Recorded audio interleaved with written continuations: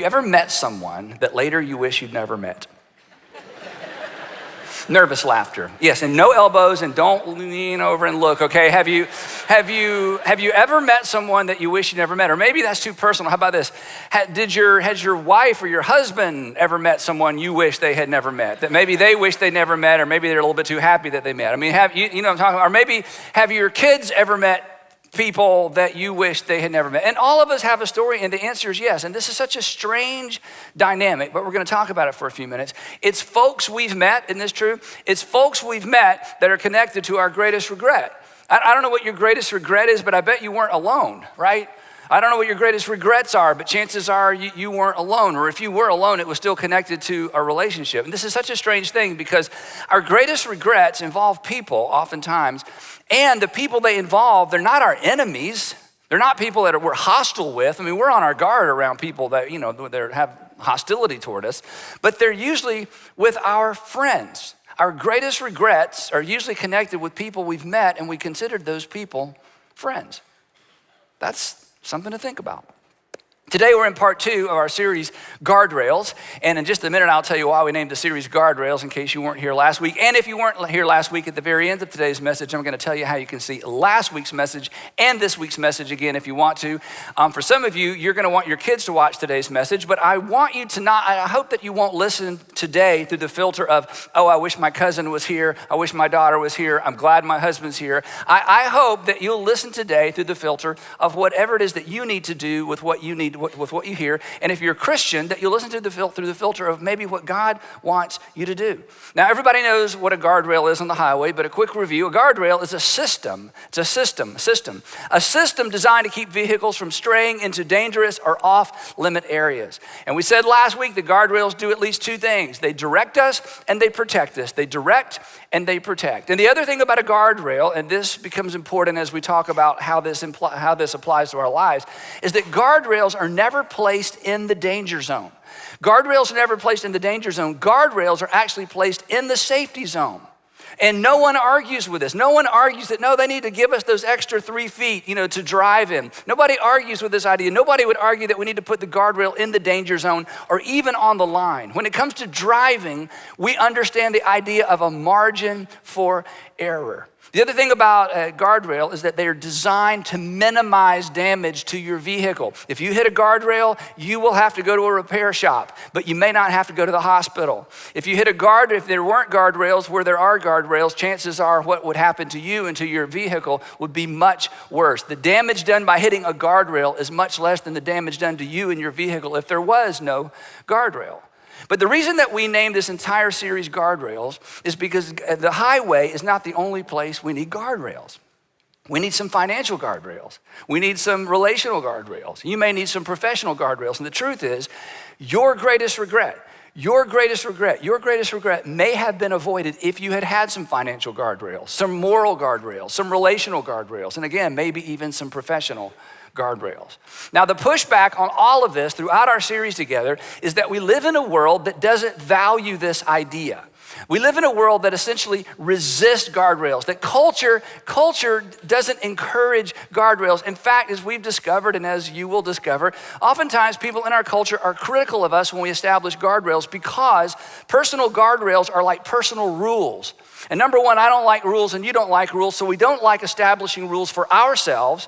But oftentimes when we establish rules for ourselves, it's a little bit threatening to the people around us. Culture doesn't like guardrails. Culture is content with painted lines, just lines on the side of the road. But the interesting thing is this, and we've all experienced this, or we've all maybe participated in this, that even though culture doesn't celebrate guardrails, at the same time, culture will shame us and blame us and mock us when we end up in a ditch financially, or we end up in a ditch in our marriage, or we end up in a ditch with one of our kids, or an important relationship or professionally.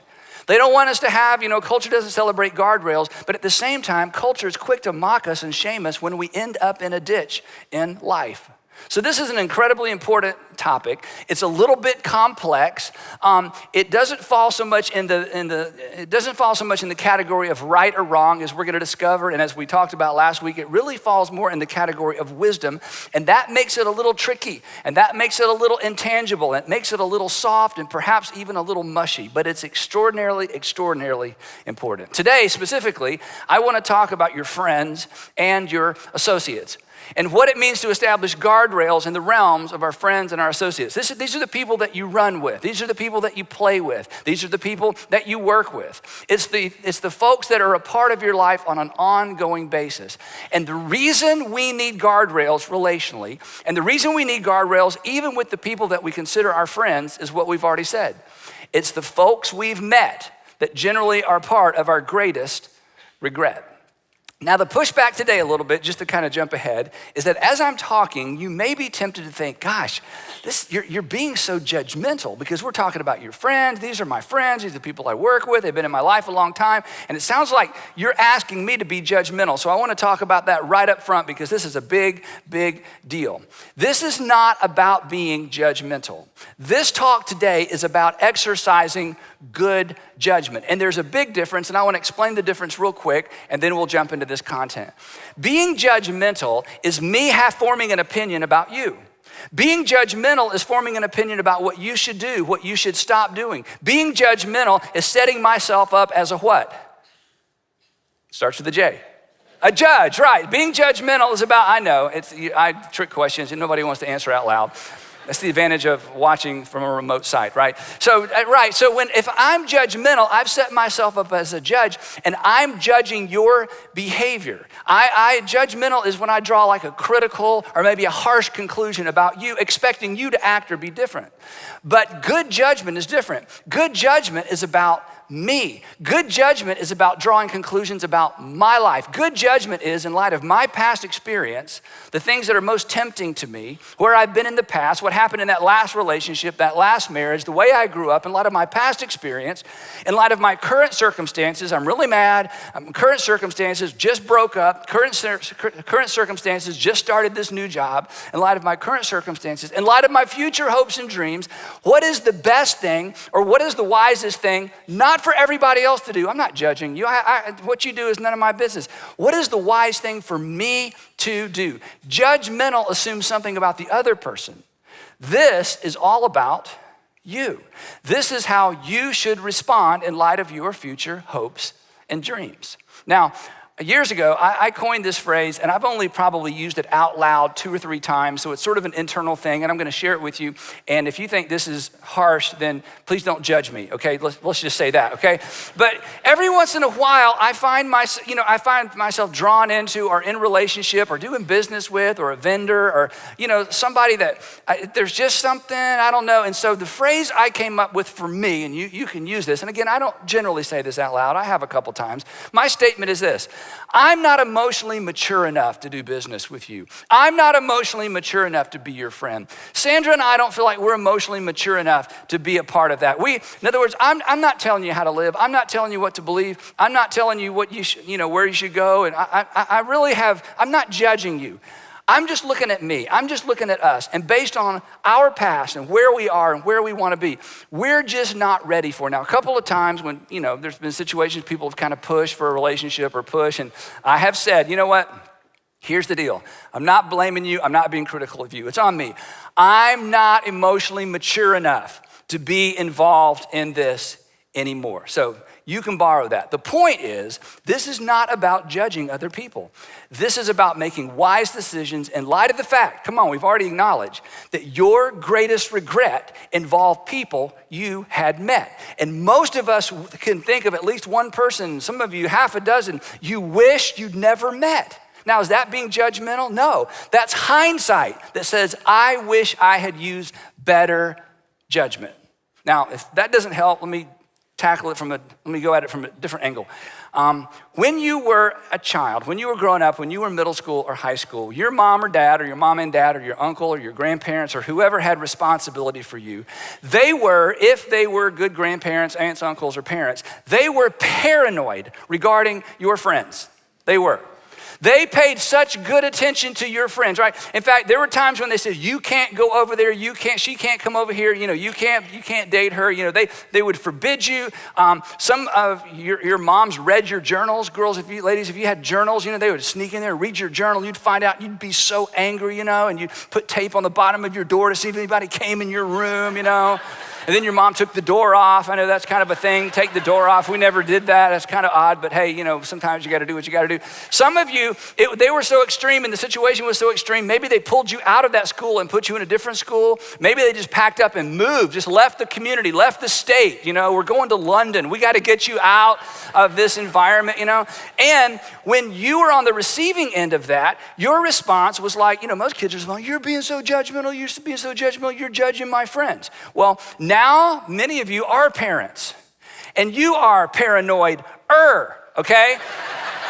And the reason you're paranoid-er is because you remember who? You remember you, right? You remember your friends and you look back. In fact, when I asked the question, have you ever met somebody you wish you'd never met? Some of you went as far back as college. Some of you went as far back as high school. So what your mama knew and what you know is that this is a thing. I mean, there's a relationship between what happens there's a thing that goes on in relationships that can be super healthy or it can be super negative. Now that you're a parent, you have some big advantages over your parents in most cases because you can stalk your kids' friends. And in fact, it's true. Come on, this is true, right? By the time you meet your kids' friends, you already know everything about them. You know where their dad works, where their mom works, the fact that there's a divorce, who their sisters are, where their parents went to college. I mean, you know all that stuff. Now, is that being judgmental? No, that's just being nosy. No, it's because you care. It's because you care. It's not that you're trying to tell other parents how to raise their kids or tell other kids what to do. It's because you care about the person that God has put in your home, your son or your daughter. And when you kind of come down on them hard, they say what, we all said, you're so judgmental, you're so judgmental. And as a parent, you're saying, no, I'm just exercising good judgment. I'm exercising good judgment. And the reason is because as I said, what your mama knew. That our friends, that your kids' friends, that our friends determine the direction and the quality of our lives. This is just true, that our friends determine the direction and quality of our lives. Let me say it this way, that the thing that makes friendship marvelous is also the thing that makes it so hazardous and so dangerous. The thing about a great friendship or a great group of associates is that, you have stuff in common. It's easy, it's relaxing. But what happens when you're around people you consider friends, and this is supposed to happen, is you drop your guard. You let your guard down. And with certain groups of people, that's safe. But with other groups of people, that's dangerous. But that is the nature. That's not a good or bad thing. That's just a thing. That's just the nature of relationships and the nature of friendships. So the thing that makes, relationships so powerful is the thing that makes them so hazardous. You may not know this about yourself, but you are an acceptance magnet. This is part of being human. You are drawn to environments where you are accepted deeply. We all are. And if those are good environments, great. If they're not, that's not great, but we're drawn there either way. We are drawn toward places where we feel safe, where we feel accepted. And you've seen this happen with other people. You maybe can remember this from something in your past, but this is a continuous, ongoing dynamic, which means when it comes to relationships, friendships, associates, we need to be a little bit on our guard. We need guardrails. Now, if your experience doesn't prove this to you, or that's not enough evidence, my assistant, Diane Grant, sent me an article last week because she knew I was talking about this. And it's an article written by a neuroscientist, Morin Cerf, who is a professor at Northwestern University. And for over 10 years, he has been studying relationships and decision-making and the relationship of decision-making on relationships. And here's what he has discovered, that what we have observed about people influencing other people isn't just behavioral, it's actually neurological, that something happens in your brain. In fact, in this study, they've discovered that that the brain waves of people when they spend time together actually begin to look identical. That the brain waves, before the behavior, before the attitude change, there is something that happens on the inside in our brains when we spend time with other people. Brain waves begin to line up. Now, that's kind of scary. That can encourage you or discourage you. Here's what he says, a couple of statements from the article. He says, the more we study engagement, we see time and time again that just being next to certain people actually aligns your brain with them. So look to your left, look to your right, okay? That while we sit here together, your brain waves are being aligned with them. In fact, it just happened. It did. Let me tell you how it just happened. Words came out of my mouth, I vibrated the air in the room, and your brain took those vibrations and turned them into words, and then you laughed with people you've never met with before. It just happened.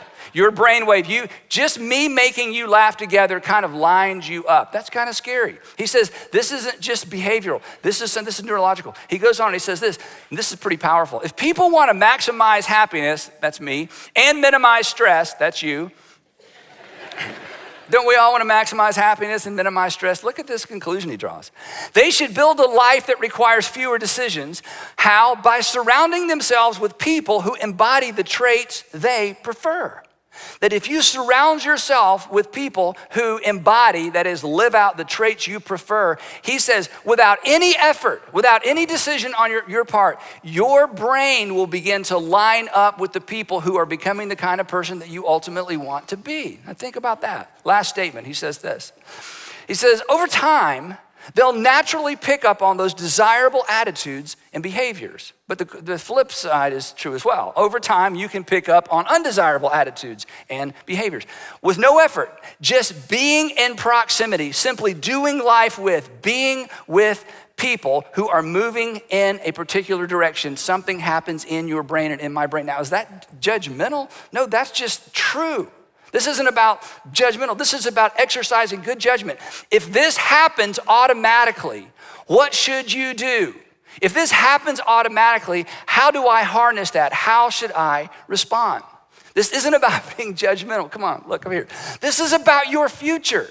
Your future will be impacted by the people you spend time with. Your future will be impacted by the people you are in community with. Your future will be impacted by the people that you do life with. Now, interestingly enough, 3,000 years ago, before we were able to look at the brain, King Solomon, Israel's third king, there was Saul and David, and then his son Solomon became king, considered one of the wisest men who've ever lived. Some people say the wisest man who will ever live. 3,000 years ago, he makes a statement that punctuates what we have finally discovered. 3,000 years ago, here's what Solomon wrote. He said, walk with the wise, and you automatically, with no effort, no intentionality, you don't have to write anything down, you don't have to remember anything, you don't have to study for a test. Walk with the wise and you will, over time, become wise. It's just gonna happen automatically. Now, what is wisdom? We've talked about this. Wisdom is somebody who understands that life is connected, that the dots connect, that my past connects to my present, which is gonna be some sort of predictor of my future. That's what wisdom is.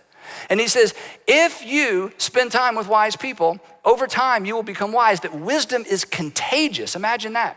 It just rubs off. Do life with the wise and you will be wise. And then there's a second part of this, for, or the way I memorized this a long time ago, the word was but, because it's a contrast. He says, but, or for, a companion of fools ultimately suffers harm. Now, we don't use the word fool because, you don't want to call someone a fool, but in the Jewish Bible, in the Jewish scriptures, a fool was a person who did not live carefully.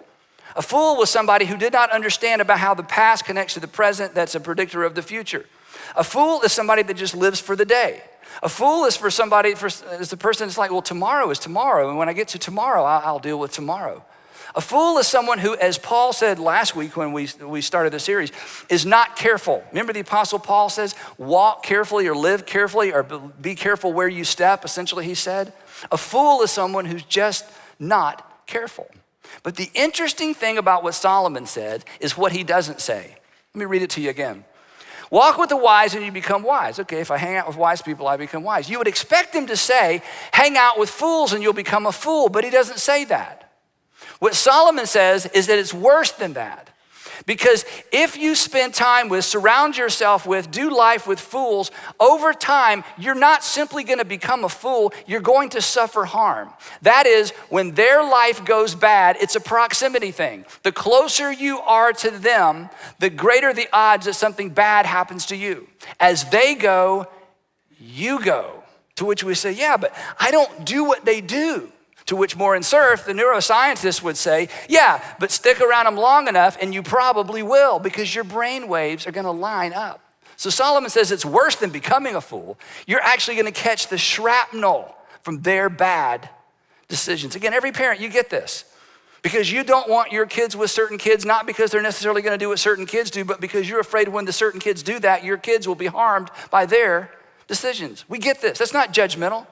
This is about good judgment. In other words, friends, this is what Solomon's saying. Friends who aren't careful with their lives won't be careful with your life, right? Friends who aren't careful with their health, they're not gonna be concerned about your health. Friends who aren't careful with their marriages, they're not gonna be careful and try to guard your marriage. Friends who aren't careful with their finances, they're not gonna try to guard and be careful with your finances. Friends who aren't all that concerned about their reputation, they're not gonna be all that concerned about your reputation. Friends who don't have any kind of faith or don't have any concerns about faith aren't gonna be very concerned about your faith. And friends who don't seem to care about the future, the last thing they're gonna worry about is your future. This is good judgment. This is a big deal. And this isn't about middle school and high school. This is about all of us. Friends who don't take care of themselves won't take care of yourself. Friends who lie and cheat, you know this. Friends who lie and cheat, they feel better when you what? Lie and cheat. So again, friendship can be awesome, but friendship can be treacherous. Friendship requires some guardrails. Now, just a reminder, the point of a guardrail isn't to keep you from just doing bad things. The point of a guardrail is to light up your conscience so that you know you're getting close to doing bad things. Or the way I said it here, the point of a guardrail is to light up your conscience before we veer into the danger zone. Remember, a guardrail isn't in the danger zone, and a guardrail isn't right on the line. The guardrail is inside the safety zone. And again, this is why we resist. But for the next few minutes, as we close out this episode of this series, I want to make 5 suggestions as it relates to guardrails, as it relates to your friendships and your associates. Now, I know this. In some cases, you don't have total control over who you spend a lot of time with. I get that. We're going to talk about that in just a minute. But I want to encourage you. If I could get on my knees and plead with you, and I thought it would do good, I want to encourage you to consider these. And again, I don't want you to listen to what I'm about to say through the filter of your kids or your grandkids. Yeah, I mean, it's gonna be hard not to do that. Or some friends that you have that you wish were here or you wish were watching. I just want this to settle in over us as we consider our future, because your friends and your associates impact the direction of your life. So here's 5 suggestions. Again, these aren't rules. You don't need to write these down. You may wanna go back and listen to this or look at these later, but 5 suggestions just to get you thinking about guardrails as it relates to folks you've met so that they won't become the next regret. Here's the first one. When it dawns on you that your core group isn't moving in the direction you want your life to be moving, that should light up your conscience. When it dawns on you, you know what, we love the same music, we love the same food, we love the same artists, we have so much in common, but when I look at the direction this group is moving in, it's not really the direction I want my life to move in. That's a warning. That's a guardrail. That's not a good or a bad thing. That's a wisdom thing, and you gotta pay attention to that, because relationships are not static. Relationships are either growing or decaying. They're getting better or they're getting worse. And when you're surrounded by a group of people that you have a lot in common with, of course you drop your guard. That's what we do around friends. But when it dawns on you, you know what? They're just not moving in the direction I want my life to move in. That should tip you off that perhaps I need to rethink this group of friends or this group of associates. Where people are heading is a good indicator of where they're leading. And none of us think about our group of friends as leading us anywhere. But here's what you know in hindsight.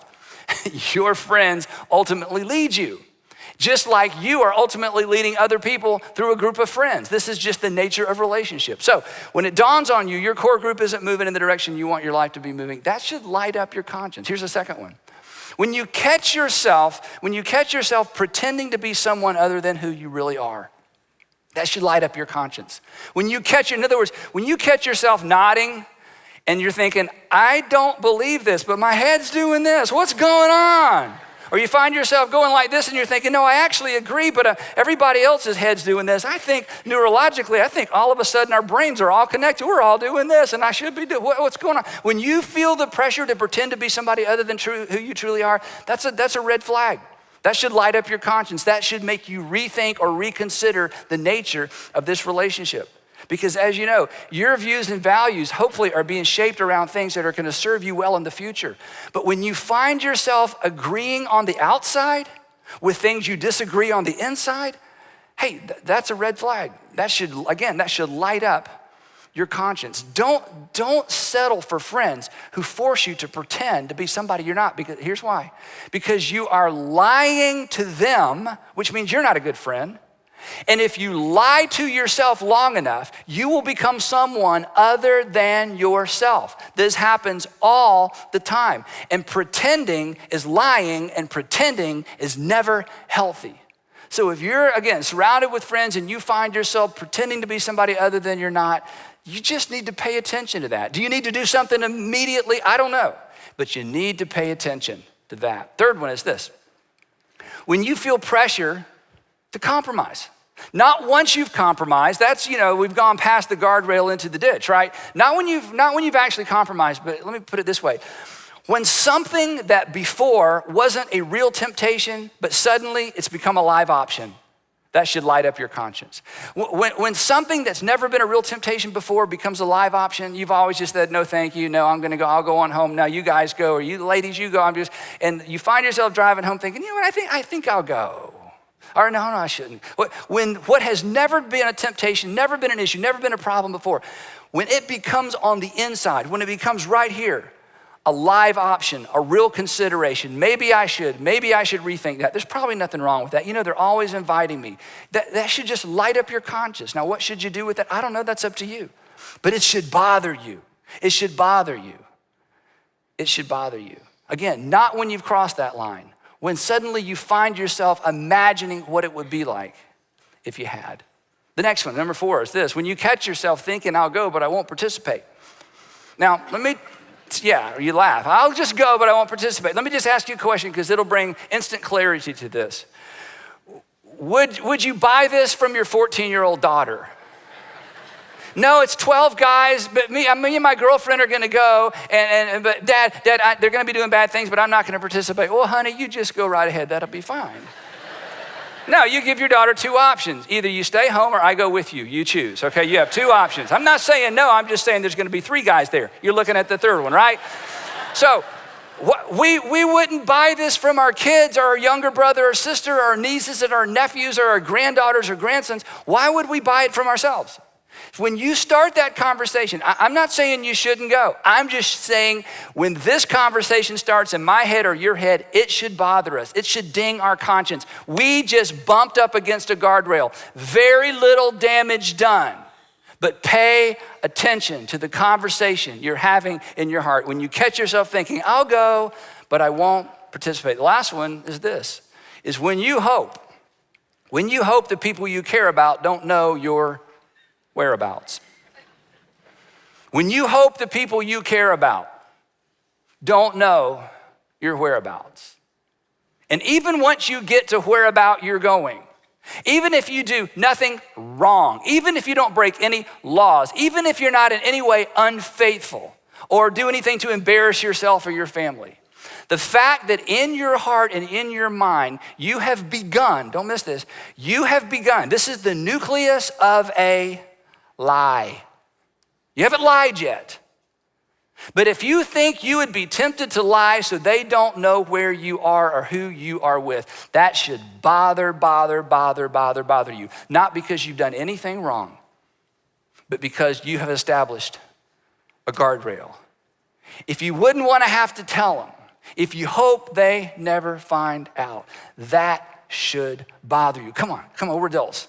That should be enough. That should tip you off. Okay, if I don't want the people that I care about to know where I am, to know my whereabouts, then I have no business going.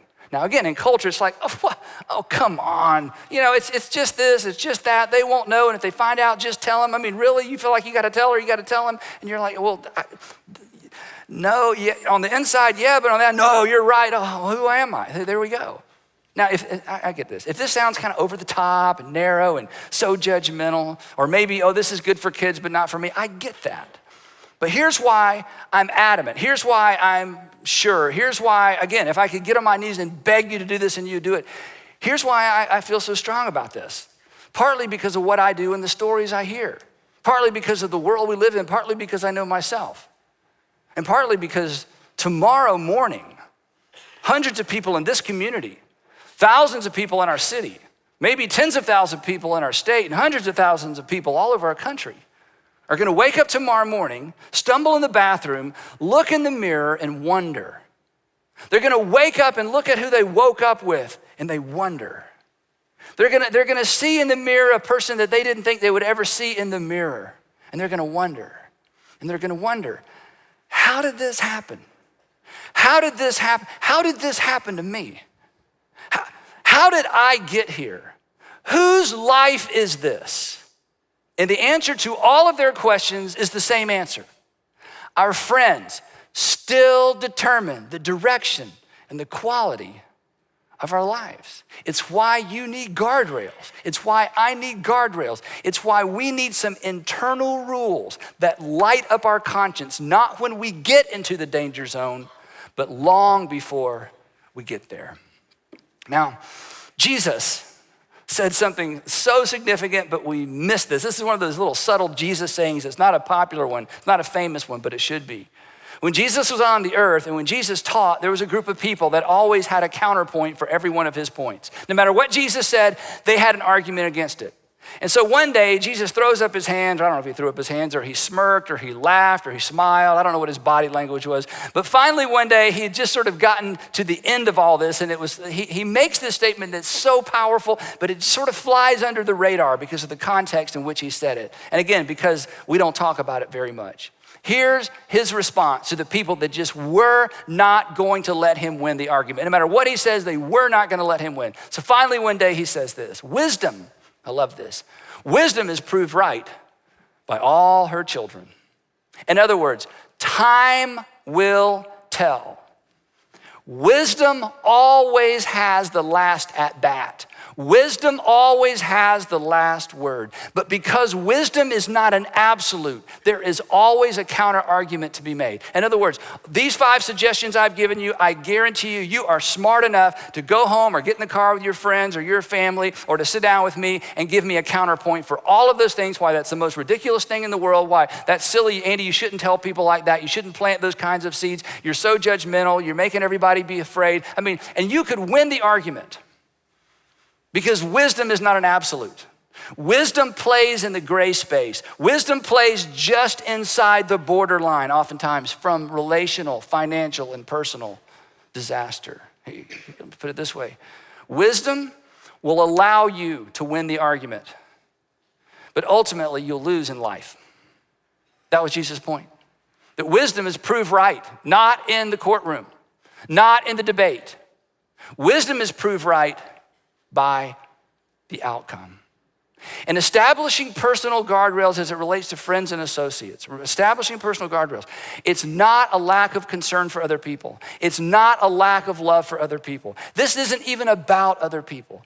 It's about your future hopes and dreams, your future marriage, your future relationship with your kids, your future finances. It's about being in a position to help those friends that you may have had to distance yourself from once they begin to reap what they have sown. It's not a lack of love. In fact, it's an expression of love. Because by remaining in the safe zone, you are better positioned to help other people and to help some of those very same friends once they cross those lines. And life begins to come back. Life begins to come back, and life comes back and begins to haunt them when the result of their decisions begin to come back and show themselves in their lives, their relationships, their finances, and their families. Wisdom, Jesus was right. Wisdom is proved right by all her children. Walk with the wise and become wise. As Paul said, be careful how you live, not as unwise, but as wise, making the most of the day, for the days are evil. So I want to encourage you, think about what we've talked about, to establish some personal guardrails as it relates to friends and family members. One of the reasons that we're so adamant about community groups and small groups is you have no control over most of the time who you work with. I realize that many of you spend your most productive hours with people who don't necessarily share your values, but because you spend so much time with that group, over time they become your group. And when you get in a small group, it's an opportunity to create, in some ways, a counter group, a group that is moving in the direction your life is moving in. And we don't want you to miss that opportunity. So here's the bottom line today. Establish some guardrails. You'll be glad you did, or you'll wish you had. And unfortunately, I know some of you already wish you had. And we'll pick the discussion up right there next week.